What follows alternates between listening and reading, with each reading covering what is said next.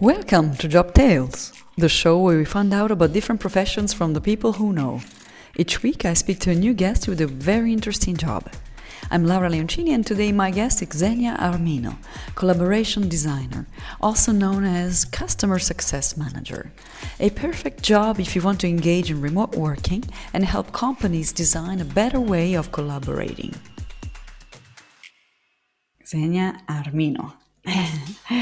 Thank you. So, this is actually a great example of your job because we met while I was on holiday in Sardinia and you're working. And so, I'm really intrigued by your job. Please tell me what you do. So, my job, like the official title, is called Customer Success Manager at a company called Mural. And basically, what we do is we help large organizations around the world in all kind of sectors like transportation, telecommunication, banks, insurance companies, you name them. We help them to design better collaborative cultures at their organizations. And this means that there is a technological piece from one side. We have a visual collaboration platform, which is where the work happens, where the teamwork and all the collaboration happens. But then we also focus very much on the how that teamwork and how that collaboration should happen according to us. And this how is very much defined by design thinking principles. So, human centered design, which means that the human is always the center and we should design everything we do around the person. So, 2 years ago, more or less, Mural has acquired a design thinking institute called Luma. We are now fully integrated, so we operate as one company. But so yeah, that's very much what we do. So the how, which is following very much those design thinking principles, and the where, which is a visual collaborative space. Okay, so you provide the knowledge and know how to companies to become more collaborative, like members, meaning like the employees of one company. Is that correct? Yes, that's correct. So we work both with leaders of those companies who set the strategy on how they collaborate, and then we also look very much at like new ways of working, which can be more of a hybrid or even a remote model. Obviously, after COVID, many companies are considering those kinds of models because people during COVID got so much flexibility and organizations realized that efficiency does not go down when people work from a non-office. Yeah, so Right. the organizations, they want to explore further, like how can we maintain such flexibility for our employees, because they also keep on asking for it since they have experienced it. Work-life balance has drastically improved, so organizations are faced with this request, right, from the workforce, that they want to maintain that flexibility. And that's why many organizations are looking into things like this. And of course, they need to be very intentional about the way they collaborate when people are not anymore together in an office. So you need to very intentionally create collaborative actions and like experiences so that people still have that engagement and connection with each other while not physically being together anymore. And that's exactly how we work with those organizations to advise them on the best ways to do that. Okay, nice. And are you on a, let's say, collaborative slash remote working scenario yourself when you work? Yes, of course, we need to practice what we preach. So, yes, I work remotely, which means that I mainly work from home because I love to have my setup. I love to have my second big screen. I love to have my like nice like webcam. And I also love to have a routine. Like I love to wake up early in the morning. I go to CrossFit at 7:30 a.m. I work out for an hour as a beast, like literally every day. I finish on the floor completely sweated and then I go back home and I prepare my breakfast and I take a shower and I start working. So I really love that flexibility would remote work provides, that you can have such a great work life balance. You can prepare your own food at home, you can make your own schedule. Some days I finish a bit earlier if I can, and I go kite surfing. Or it's just very flexible, and I have my own responsibility to schedule my days according also obviously to my customers that are in the European time zone. So I wouldn't necessarily go for a very long time outside of Europe because of the time zone of my customers. I mean, I could do that maybe for a week, and I could sacrifice a bit of sleep and making sure that I kind of match their time zones, but I prefer to be in Europe, I Yeah. guess. And then sometimes we also meet up with my colleagues in Barcelona. That's where I live. There are quite a few colleagues in Barcelona, and we love to hang out together. So sometimes we go co-working together for a day, like we book a meeting room in a co-working, and we hang out together. We go for lunch and maybe for a drink afterwards to kind of replicate that, that in office experience, but just for a day, as that is enough. So yeah, fully remote indeed. Okay. Now, it's of course really nice to stumble upon a job like this. How did you find it, or did it find you? Yeah, so to be honest, it kind of found me, and I'm very happy that it did. I was working for another company before, for a large software organization from the US, and I was actually very happy there as well. I did a few roles there, all varying from account management to consulting to customer success management, as well as what I'm doing now. And at the same time, I got the opportunity with this company to certify as a facilitator and instructor with the Luma Institute, which is the design thinking institute that I spoke about before. And I was already using a lot of Mural, which is the software of the company where I'm working today, at my previous company. So I was certified with Luma, I was using Mural, and I was a customer success manager. And then one day when I was traveling for work, I was sitting at an airport somewhere in the US, and I was a bit bored and just scrolling on LinkedIn. And then I saw this job posted that said customer success manager at Mural. And they had just acquired the Luma Institute like a year ago. So, and I was obsessed with everything related to Luma. So I saw that job and I thought, wow, I have to apply. that has my name on it. And so I didn't blink, like even for a second. I sent my CV. I think I didn't even update it. I was like, this is fine. I should jump on this right now.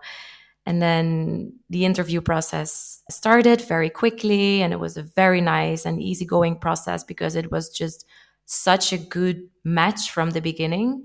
And then, yeah, and so it happened. So I was hired as of December 2022. And that's when I switched from my previous company to this one. So somehow we found each other. And it's still a happy marriage. Yes. So, what's I find interesting because many times we don't know about jobs that could be really good for us. And when you look for, jobs out there, be it on LinkedIn or in a newspaper or any other, website, you look at titles, and the titles don't necessarily interpret too well of what the job consists of. So now, in your experience, if you want to do a job that's similar to yours, what kind of titles would you be looking for? You mentioned the customer success manager, which it would be something I would never think of, being linked to design thinking and to remote working and to changing the paradigm, right, the mentality of a company. But what other job titles would you be looking for? Wow. I mean, this one is very specific, I think, and it's very much related to the kind of work that we do and to the content that we work with. You could look for something that has collaboration design in its title, or consulting, even like remote work consultancy, new ways of working consultancy, because it's we don't only focus on remote work but really on new ways of working and how to enable that in the best way. So I guess those could maybe be a few buzzwords that you Okay. can use to find something like this. Okay. And you're in your, let's say, academic background. What do you think helped getting this job? What did you do first of all? Yeah, so I grew up and I went to university in the Netherlands, so that's where I'm originally from.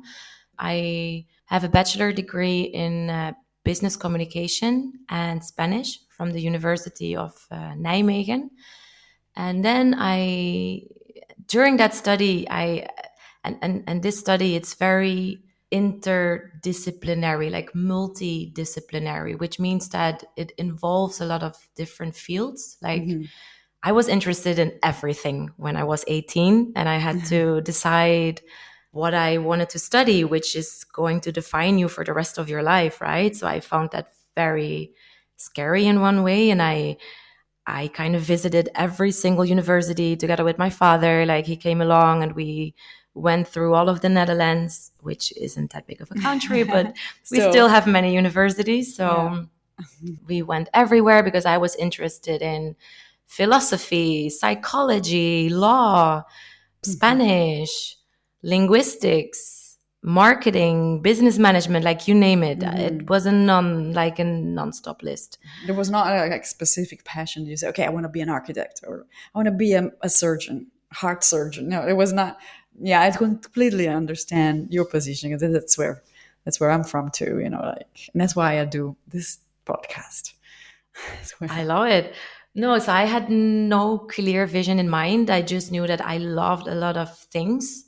I was interested in many topics. So, and then my dad was like, okay, I think we should take you to this place. I don't remember the name, but it's an institute in the Netherlands that helps students to choose the best study that fits their talents, their skills, and their interest. So basically, they lock you up in a room and they do hundreds of tests on you for a whole day. Tests that have to do with intelligence, with interest, with skills, with wow. everything. And then in the end, once you walk out of that room, they kind of spit out this top three list of studies that they offer in the Netherlands or maybe also in other countries. I'm not sure, but I knew at that point I wanted to stay in the Netherlands. So then I had a look at that top three. And basically, the first one was information and communication sciences in Nijmegen, also called business communication. And we hadn't really looked at that. So at the point when this came out of the test, we dove into that and I realized that it was this multidisciplinary studies that combined all of those topics that I was actually interested in. There's a bit of marketing, there's a bit of business communication, there's linguistics, there was foreign languages that you could choose one from, and I obviously chose Spanish. So it was just this very broad and very, for me, it was perfect. So then I didn't even doubt anymore and I went all in for that study. And it was great. Like I really enjoyed it. It gave me exactly the background that I needed, that I wanted. And it also, what also convinced me about this bachelor degree was that in the third year, they give you an open space that you can fill with any kind of, you can do an Erasmus, for example, so you go abroad, but also outside of Europe. So once you go outside of Europe, it's not called an Erasmus anymore, but it's the same concept. And that's what I did in the end. And another thing that you can do with that open space is just to choose another study that has nothing to do with what you're studying at the moment. For example, I could go to another university and do a semester of philosophy if that's what I wanted, Okay. and all those credits would still count. But what really excited me was that I could go abroad during that time, and that's what I did. I wanted to go to Latin America. That I had very, very clear. So, and University of Nijmegen has two agreements. Well, back in 2020, I think they had two agreements. One was with Universidad de Guanajuato in Mexico, and the second one was with Universidad Católica Silva Enríquez in Santiago de Chile. And so I chose for Chile. Okay. And there I went when I was 21 for 6 months to Chile. Nice. And that was incredible. Incredible experience, which is something I do recommend to anyone listening. It's traveling is just the way to go, and enriches you in many, many ways you wouldn't think of, right? So, all right. So that is an amazing way to get to studies when you're not sure what you want to do.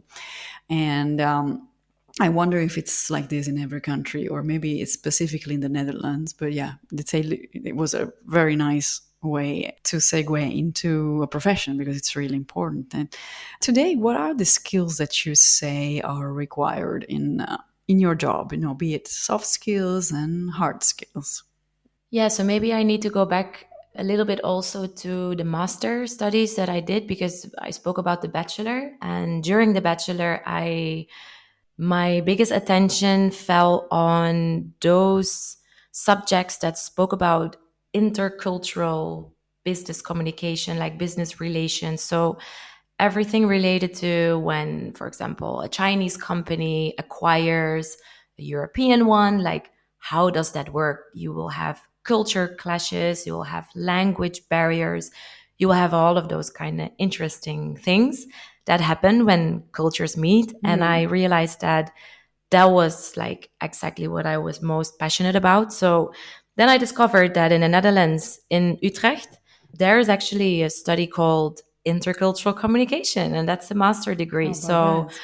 I, again, like I had it very clear that that's what I wanted to do. And I went for it. And at that point, to be honest, I wasn't really sure like what kind of jobs or like titles that kind of background could get me. But I was convinced about the fact that intercultural sensitivity and knowledge and experience is super important in this, always and even more globalizing world, and with borders disappearing. And yeah, so I guess that's how I made the decision to go for that master's. And that takes me to your question. Soft skills, intercultural sensitivity, and communication is key. And I would say in any kind of job nowadays. Yeah, for sure. And how about hard skills? Like if you look at what you do on a daily basis, what do you need to know in order to fulfill your job? I would say, an analytical background. So that's what, yeah, I guess what university gives you. Like you need to be very systematical in the way you approach certain challenges or certain problems or topics. And then it's a hard one, because so many skills also come while you are working, right? So you acquire certain skills during your work as well. And looking back now, I think I probably gained a lot of skills in terms of you need to present very often, you need to speak to customers. And I know that in the beginning I was a bit nervous about those things, but the more you do it and the more you practice and the more you also upskill while you are working, for example, leadership skills, communication skills, presentation skills, public speaking. I would say that's probably the things that are most related to this specific job. Yeah. And yeah, and many of those I didn't necessarily get from my university. I got them, well, first from just doing it and practicing and getting coaching and always having a mentor. That's very important as well. And also take advantage of everything that your company offers. Whenever there's a course or like a training that's being offered, go for it. Yeah. Like learn, learn, learn. Take it. Now, in your decade, let's say, of work, is there any lesson learned that you would like to share with the ones listening? Yeah, it's hard to pick one, but I guess as we said before, travel. I mean, when I was 21, I think the people around me didn't necessarily see the reason why I wanted to go so far away. Like, what are you going to do in Chile? And then during my master degree, I went to Mexico for 6 months as well to do my internship there.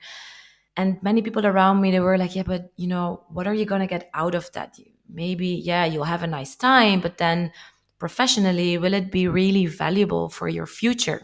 But I was convinced that it would be. And also I just really wanted to go there. Like I just felt that I needed that. And And I'm really happy that I did. So that's probably the piece of advice that I would give. Like, if you feel like, if your intuition is telling you that you want to do something, be it go abroad or, I don't know, do a study that matches your interest, but maybe not necessarily with a huge job future promise or something like that. I don't really know how to phrase it, but trust your gut is what I would say. And if your gut is asking you to travel, go for it, because it's the university of life that you will do. You will meet other cultures, so many people. You will need to adapt. You will need to empathize.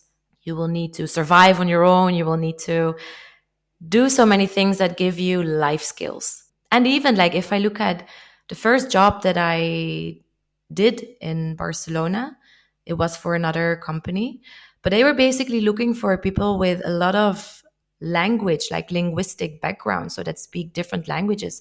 And if I wouldn't have gone to Latin America twice and immerse myself in those cultures and those languages, then I would have never become fluent in Spanish, for example, and even have improved my English. And so I kind of had that profile that those companies were looking for, and I got hired in no time. So in the end, those travel experiences, they bring you skills, but also language knowledge. And that's very much wanted these days in many companies. So that basically got me my first like real big job. Awesome. In terms of compromise, there's always something you need to compromise for a job, be it in terms of work and life balance, and in terms of you mentioned traveling, and maybe leaving dear people behind, or having to find a way. Is it any compromise that you think you had to make for this job? So, yes, for this specific job, it was the first time that I accepted or applied for a remote job, which means that you don't have anymore an office to socialize with your colleagues, like a place to go every single day, and you know that those people will be there, and you share so many things, right? Out of your daily life, but also professionally. You can learn from the people around you that maybe are not necessarily related to your direct team, but you still have lots of those like figures around you, those kind of people that you get inspired by and that you can learn from, and that you can have those little like chats on a daily basis, or even just go for lunch, like, or for an after work drink. Like, I think that's a very important part of our social lives, and especially for the lives of expats. And obviously, I'm an expat. I live in a country where I wasn't born. So I arrived there when I was 26 in Spain, in Barcelona. And I basically had to start building a new life there. So, with the first two jobs that I had when I got to Barcelona first, I was very happy to be able to go to an office, because they gave me that social richness and yeah, that interaction with people like me, like foreigners in their late 20s, early 30s, that are, looking to do a whole lot of things and explore and just connect. And so the office, like in general, has given me a lot. Like, it has given me that social basis that nowadays I still profit from. That, like, maybe 80% of the people that still surround me somehow, be it directly or indirectly, came through me going into those offices and spending a lots of time with amazing people around me. And that was probably the only thing that made me just not doubt, but that was a little bit like, hey, Xenia, when you're going to be remote, nothing like that is going to happen anymore. Like, you'll be on your own. And yes, you can go into a co-working space, and yes, you can become a digital nomad who spends time with other digital nomads. But there's not anymore going to be that safety net around you that's there on a daily basis and that you can always rely on. So that's something I had to compromise. But on the other hand, it also gave me such freedom. Like, I was able to leave the city because I wasn't really happy in the city anymore. I wanted to be in a more natural surrounding, closer to the beach, closer to the mountains. Yeah, just in a more like natural setting. And so, yeah, and I had to restructure my days, like reimagine what my days look like. So, for example, when I was going into an office, no way I would be doing sports in the morning, or no way I would be preparing my own breakfast at home. I would probably just grab some sandwich on the way. Or so somehow, yes, it was a compromise, but then also I think I've been able now to develop much more healthy habits, like just a better lifestyle in general, thanks to the remote work setting. And yeah, and your own routine. Well, thank you very much, Xenia. The time is up, and I really hope for you to have the great, successful career, remote or non-remote, in many countries yet, and maybe we'll see you again on another beach, on another remote place. I would love to. It was amazing to meet you. Thank you. That was Xenia Armino, collaboration designer. You will find more episodes on Spotify, Google Podcast, and Apple Podcast, as well as any of your favorite players. I'm always looking for new guests, so please send me ideas at jobtalespodcast@gmail.com. See you next week for a new episode of Job Tales.